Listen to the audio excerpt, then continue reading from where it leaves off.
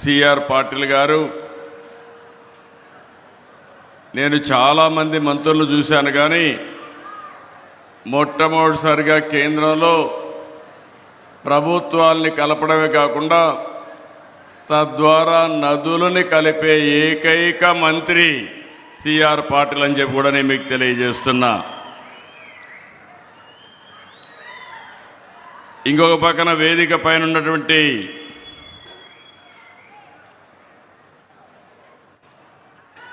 గౌరవ కర్ణాటక ముఖ్యమంత్రి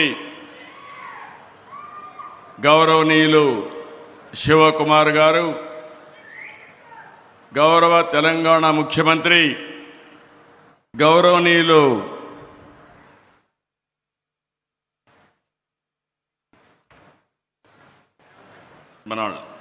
గౌరవనీయులు రేవంత్ రెడ్డి గారు, ఇది కొంచెం సెట్ చేసి మనం రాజమౌళి,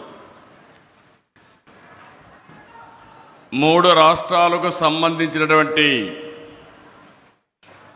గౌరవ ఇరిగేషన్ శాఖ మాత్యులు తెలంగాణ ఉత్తమ కుమార్ రెడ్డి గారు, ఆంధ్రప్రదేశ్ రామానాయుడు గారు, అదే మరిగా కర్ణాటక మంత్రి అయినటువంటి రామలింగారెడ్డి గారు,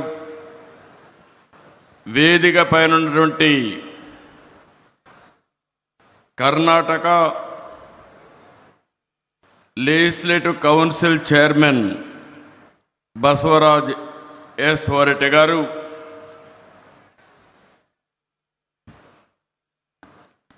కేంద్ర ఇరిగేషన్ శాఖ సెక్రటరీ కాంతారావు గారు,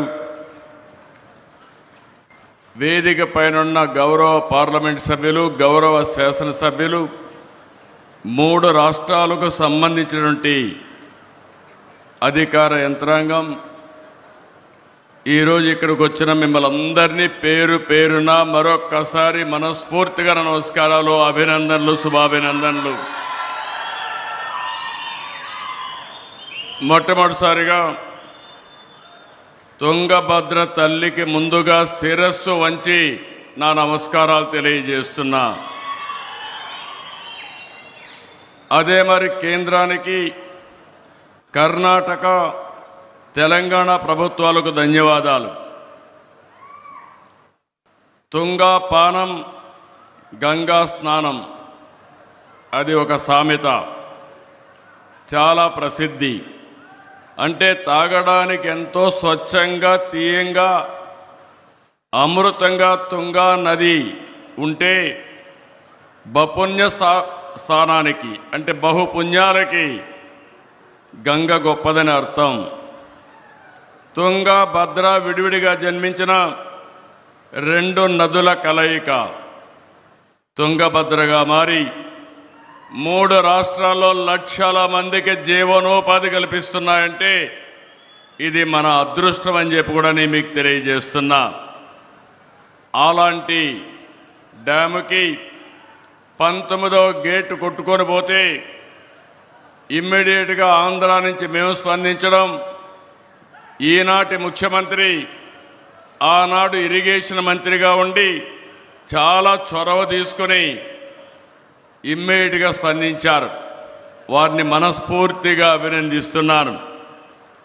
ఇది 70 సంవత్సరాల చరిత్ర కలిగిన ఒక ప్రాజెక్టు. ఈరోజు ఆ గేట్లు మార్చాం. ఈరోజు మనందరం గుర్తుపెట్టుకోవాల్సింది, ప్రాజెక్టులంటే ఆధునిక దేవాలయాలు, వాటిని మనం పరిరక్షించుకోవాలి. అప్పుడే భవిష్యత్తు ఉంటుంది. ప్రాజెక్టు నిర్వహణ బాగుంటేనే భవిష్యత్ తరాలకు భరోసా ఉంటుంది. నీటి విలువ తెలిసిన వ్యక్తిగా మొట్టమొదటి దీనికి ప్రాధాన్యత ఇస్తున్నాం.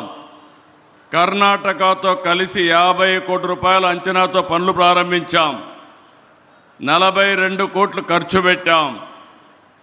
ఈ ఒక్క గేటే కాదు, 33 గేట్లు బాగా రిపేర్ చేస్తే బాగుంటుంది, రీప్లేస్ చేద్దామంటే ఇమ్మీడియట్గా మంత్రి గారు శివకుమార్ గారు దాన్ని ముందుకు తీసుకెళ్లారు.